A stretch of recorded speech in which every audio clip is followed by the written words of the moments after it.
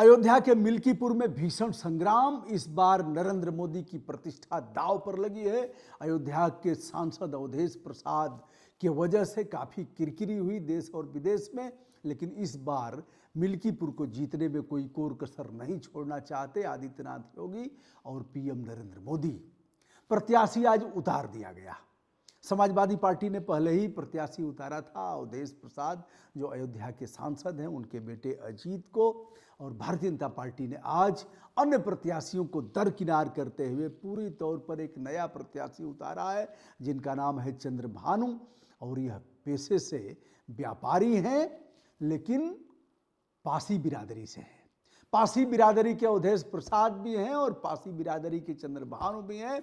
Bharatiya Janata party ने पासी बिरादरी के वोट में बंटवारा करने के लिए एक अच्छा पासा फेंका है कि जब पासी पासी बटेंगे, ऐसे में जब यह कटेंगे तो हम चुनाव जीतेंगे।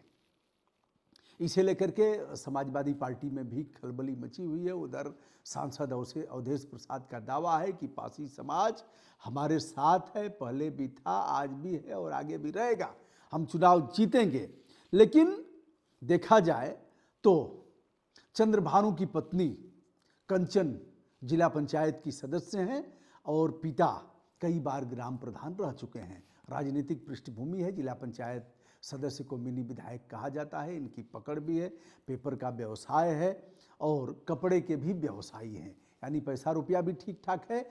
लेकिन बाबा गोरखनाथ भारतीय जनता पार्टी के नेता हैं, जो विधायक भी रहे हैं। इसके पूर्व वाली विधानसभा में आदित्यनाथ योगी के साथ रहे हैं। लेकिन अब अवधेश प्रसाद से जब वह चुनाव हार गए तो उन्होंने इलाहाबाद उच्च न्यायालय में एक याचिका किया था। उसी याचिका के चलते जो 10 विधानसभाओं में उपचुनाव होना था, 9 में चुनाव हुए और मिल्कीपुर अयोध्या में चुनाव नहीं हो पाया।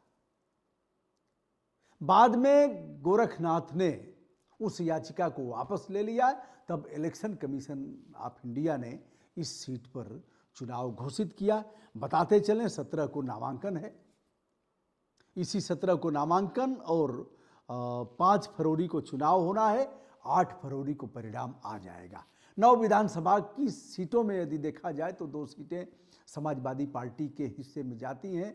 1 सीट लोकदल, जो पहले समाजवादी पार्टी के साथ गठबंधन में था, अब वह लोकसभा के चुनाव में भारतीय जनता पार्टी के साथ गठबंधन में है। लोकसभा में राष्ट्रीय लोकदल ने 100% परिणाम दिया है, यानी 2 सांसद उनके थे, 2 सीटें मिली थी और दोनों जीत करके उन्होंने दिखाया।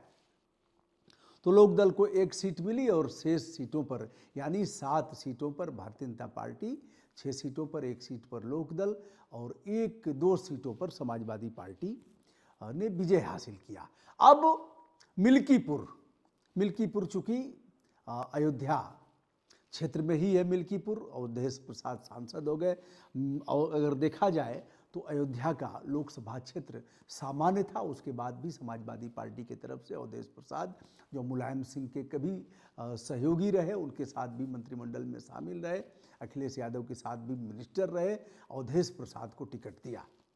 अवधेश प्रसाद ने छक्का मारते हुए लल्लू सिंह को चारों खाने चित्त कर दिया और अयोध्या जैसी सीट पर, जो पूरे विश्व में देखी जा रही थी, जो राम को लाए हैं हम उनको लाएंगे, और भी तमाम गीत आए। और इतना कुछ होने के बाद अयोध्या के लिए केंद्र सरकार ने भी अपनी झोली खोल दिया। प्रदेश सरकार ने तो सारा कुछ पानी की तरफ पैसे को बहा दिया। लगातार आदित्यनाथ योगी मॉनिटरिंग करते रहे। उसके बाद भी लल्लू पंजू बना दिया अवधेश प्रसाद ने और लल्लू सिंह को चुनाव हरा दिया। लल्लू सिंह को यह लग रहा था कि राम के नाम पर हम चुनाव जीत जाएंगे, इसलिए बहुत आना जाना उनका नहीं रहा। कार्यकर्ता भी उनसे नाराज थे और उस नाराजगी का परिणाम यह हुआ कि अयोध्या जैसे संसदीय क्षेत्र पर समाजवादी पार्टी ने छक्का मारते हुए चारों खाने चित्त कर दिया भारतीय जनता पार्टी को। यह बात चुनौती के तौर पर सीएम योगी और पीएम मोदी ने लिया है।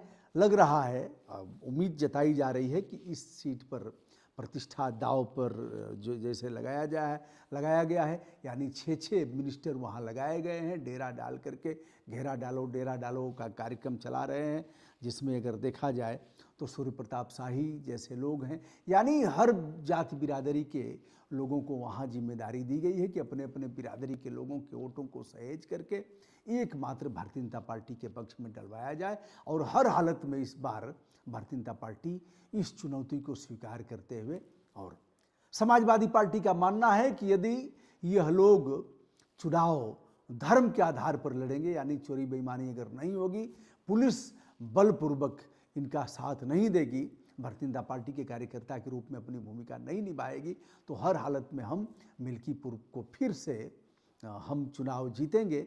लेकिन भारतीय जनता पार्टी ने कई, जैसे अभी जो मोहित खान का मामला आया था, निषाद परिवार की बेटी, हम तो नहीं कहेंगे, हम तो भारत की बेटी कहेंगे, यह लोग कहते रहे दलित की बेटी, पीडीए की बेटी, निषाद की बेटी, अल्पसंख्यक की बेटी, मैं तो नहीं कहूँगा, नहीं कहता हूँ।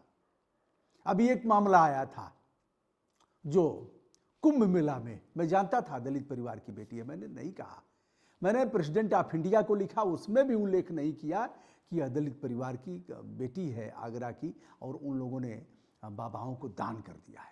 मैंने केवल बेटी लिखा और उनका नाम वाम लिख दिया, माँ बाप का नाम लिख दिया, स्थान लिख दिया, लेकिन मैंने ऐसे नहीं कहा।